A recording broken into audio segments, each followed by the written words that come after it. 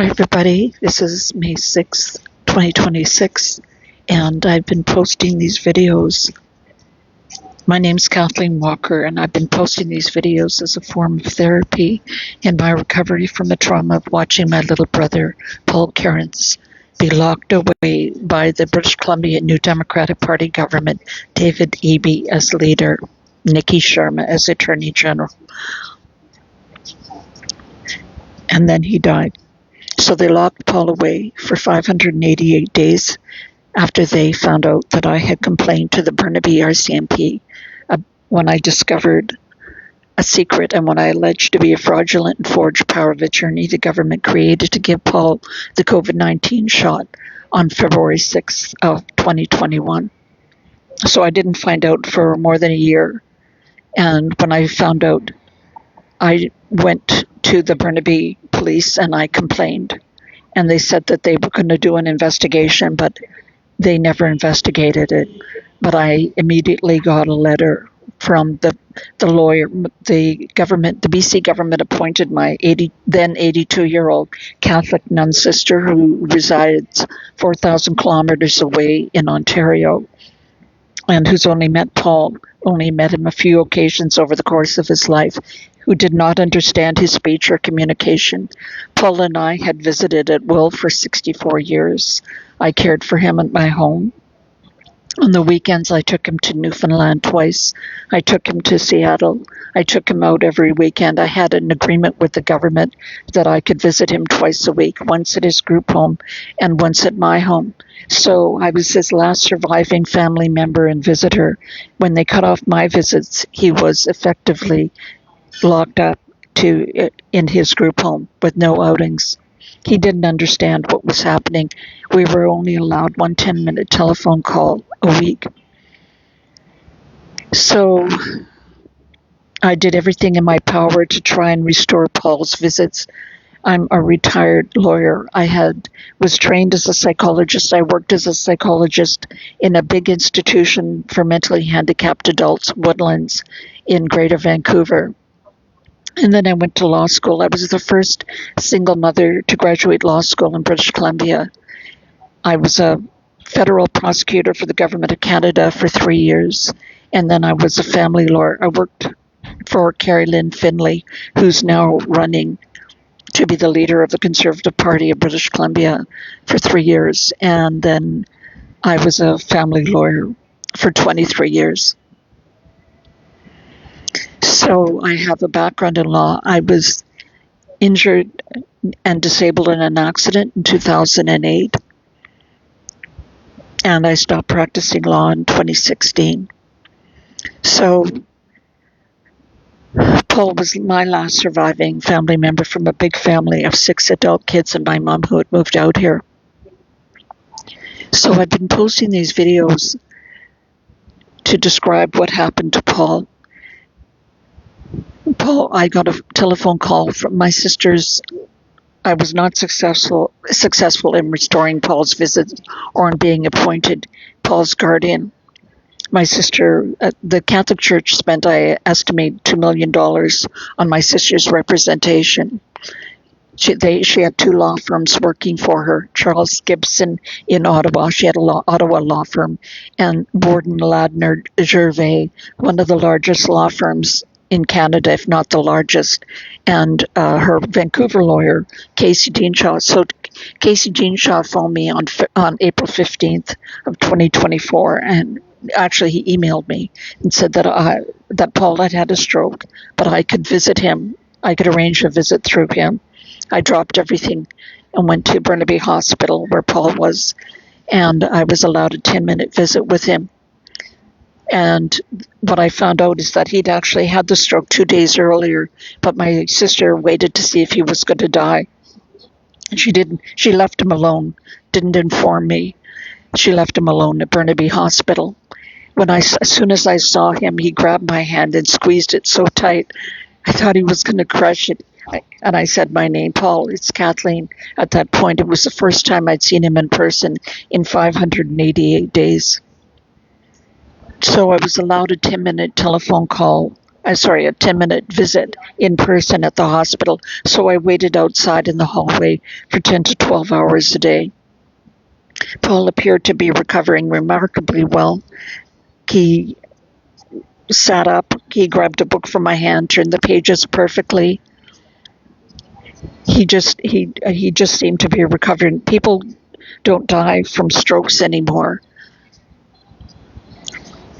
And when I was sitting in the hospital waiting for my visit on April 21st, I got a telephone call from a staff sergeant at the Burnaby RCMP, and he said that they had been ordered by Ottawa, their oversight agency in Ottawa, to reopen the investigation into the fraudulent and forged power of attorney. And he said that I would be getting a letter shortly about that. He then emailed me the letter from the officer in charge of the Burnaby RCMP saying they had been ordered to reopen the investigation. I knew that it was a forgery because I taught Paul to print the only word that he could print.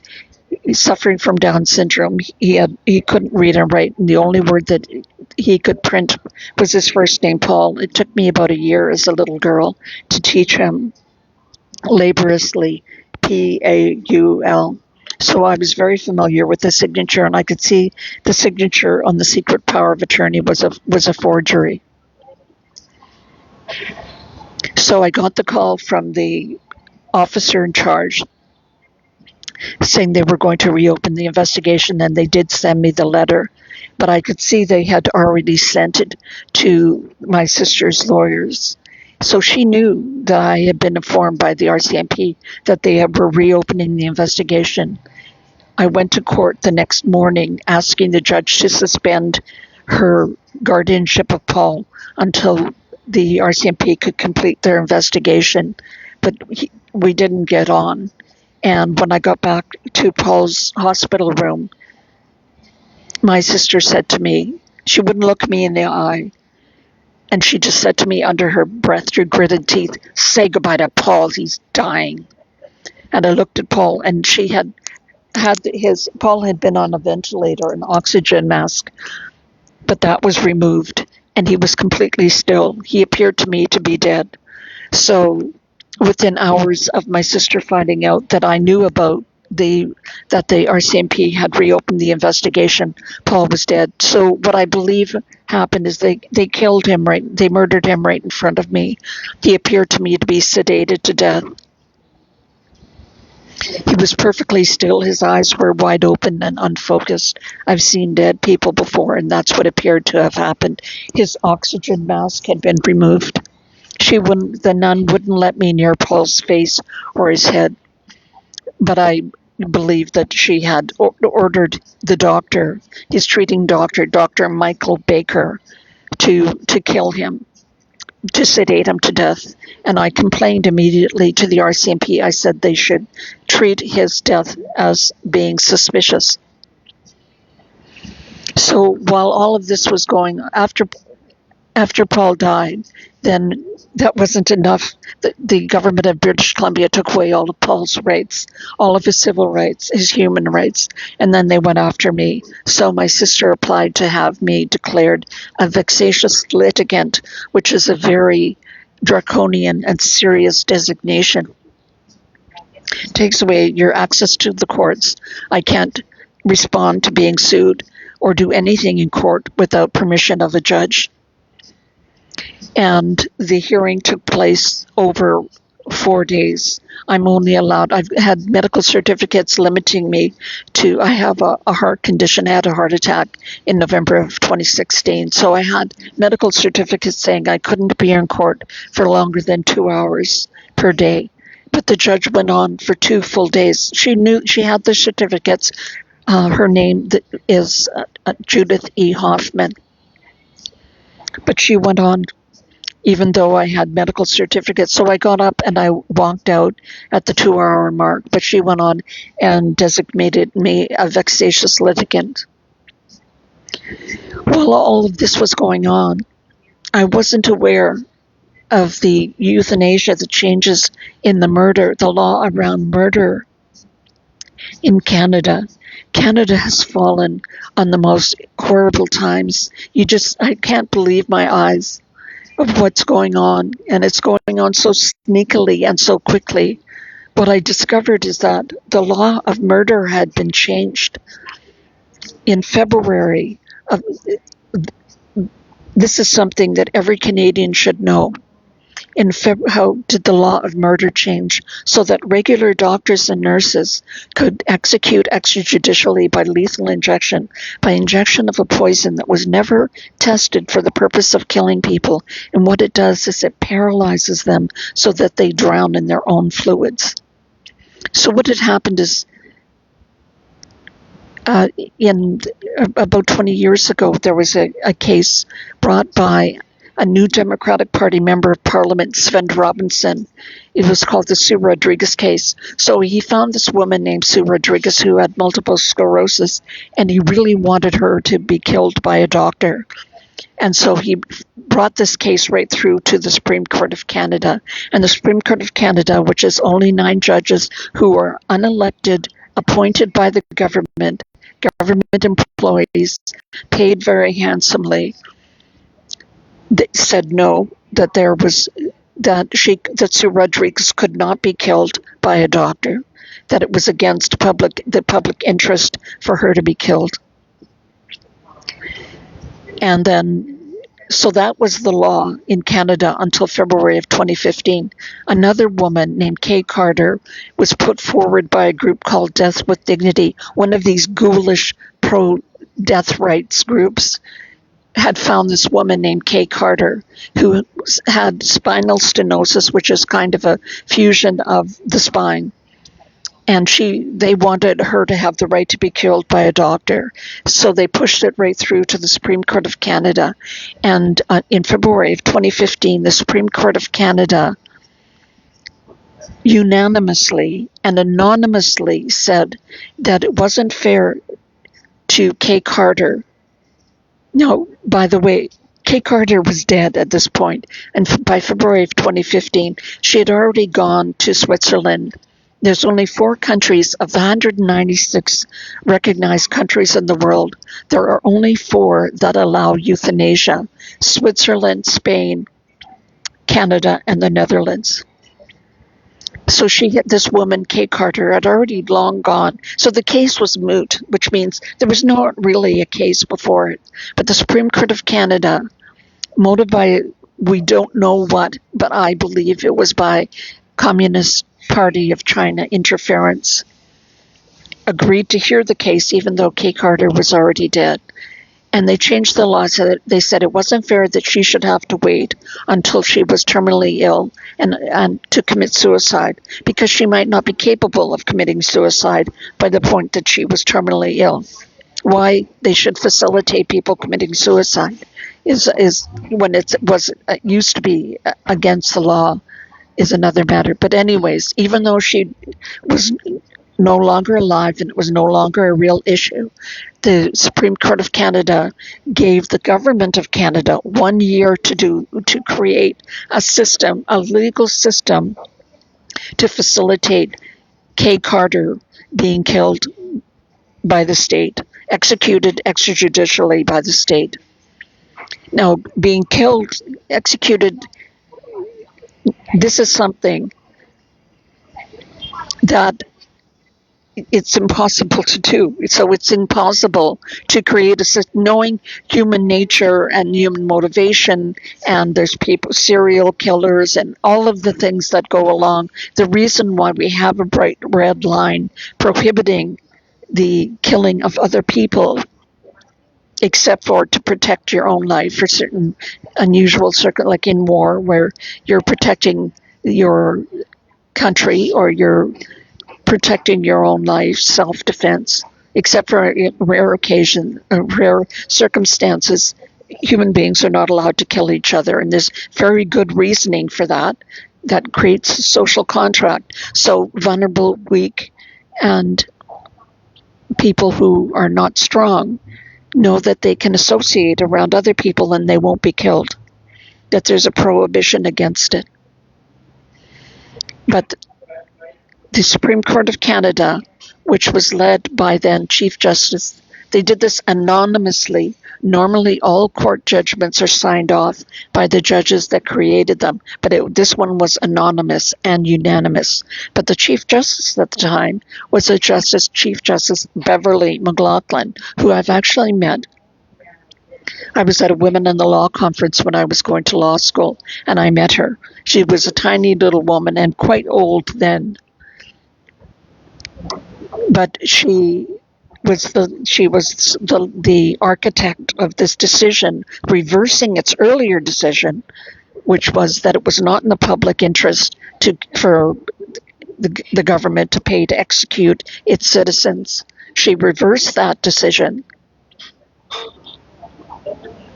and said that the government had 12 months to come up with a system to protect us from unlawful or unlawful being incidents of being killed by the government. Of course, there's no such thing, because people are people and they have the motivations they have, and we've seen that euthanasia explode. The right to die very quickly becomes a duty to die. So when I posted, there's three basic arguments against euthanasia. Number one is, you can consent to different kinds of medical interventions, and medical is from the Greek word to heal. So nobody's healed by being killed. So you can agree to different kinds of medical interventions because you can have the outcome described to you, and if you have informed consent, then you can consent to even risky medical procedures. But nobody knows what death is. Nobody's died and come back. So we don't know what it is. So in my religion, we believe that bad people go to hell and they burn forever, that good people go to heaven, and the people who die without being saved or having their sins forgiven go to purgatory, or if they're not baptized. Other people believe that it's just the cessation of existing, but probably the most common belief in the world is reincarnation, so that you're reincarnated as another animal or another person. But we don't know, so it's impossible to consent to being killed.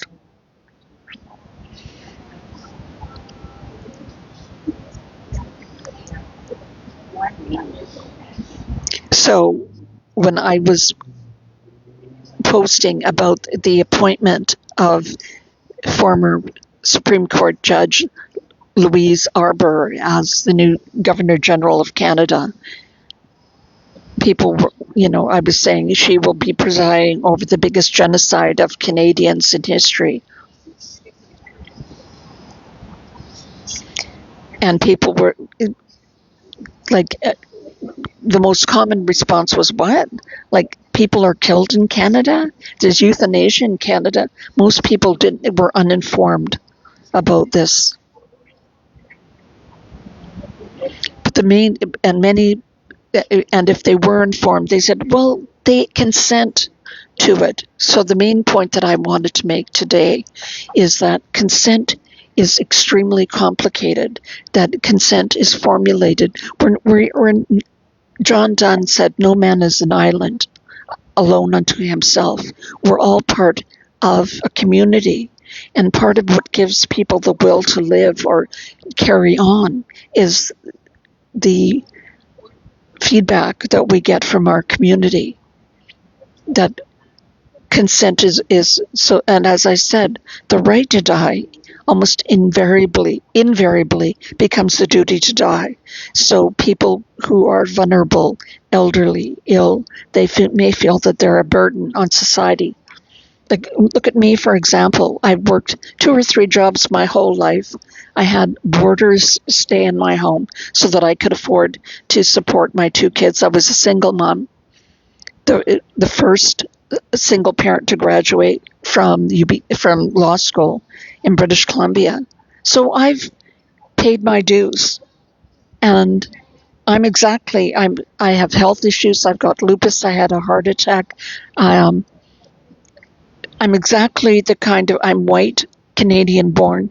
I'm exactly the poster child for the kind of person that Mark Carney wants to kill with euthanasia.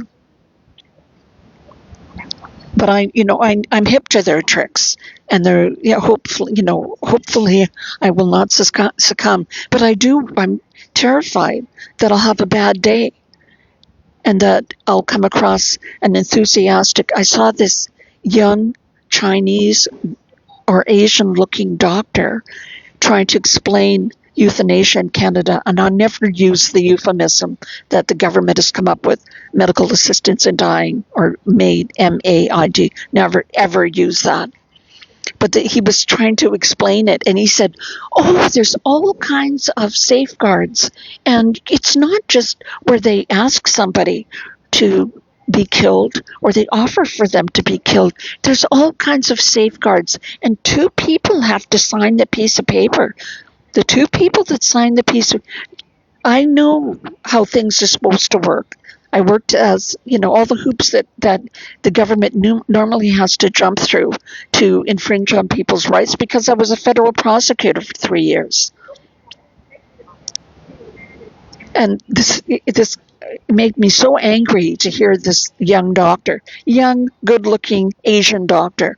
The last point that I wanted to make that's really important is the architect of the change in the law of euthanasia. We do not have a culture of euthanasia in Canada. For 811 years, so we had a Magna Carta in England. Our system of law descends from the British system. And 812-15, the Lords of England took King John aside and forced him to sign the Magna Carta, which just means the big piece of paper. And what it did was, it said that no longer could the king act without lawlessly in taking away the rights. One of the most important rights of human beings was habeas corpus, or that just means to have the body. That they couldn't imprison people. The king had to give up anyone that he had imprisoned unlawfully. But one of the other things was that the king couldn't just kill people because, for any old reason.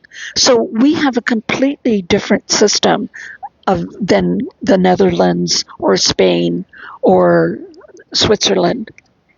Canada comes from a long system of a different judicial system. And this euthanasia in Canada is a complete slap in the face to our heritage, our legal heritage. Anyways, consent, saying, they consented to it, is nonsense. People change their minds. There was a woman, most recently, there was a woman who changed her mind. And one of the two witnesses that signed the piece of paper saying she could be killed, it's just a form. It's not a sworn affidavit, it's nothing. It's a piece of garbage. It's not a court order. Anyways, one of the witnesses said she changed her mind. She was being pressured by her husband to be killed so that he could get her wealth, and she changed her mind. And so one of the witnesses crossed his name off the piece of paper, and they just found another witness and they killed her anyways. So the reason there's a bright red line around killing human beings is because there's people who like to kill human beings, and there's apparently plenty of doctors who love it. They get to bury their mistakes. So that's it for now. I hope that explains a little bit of my experience of watching my little brother be locked up, have all his rights taken away, and then be killed. And watching by Canada Day in 2026, I hate to say it, but Canada will have executed extrajudicially by lethal injection over 100,000 people. 96% of those 100,000 people are Caucasians, white Europeans, Canadian born, and mostly women. So that's it for now. Take care. And remember, never say MAiD. Never.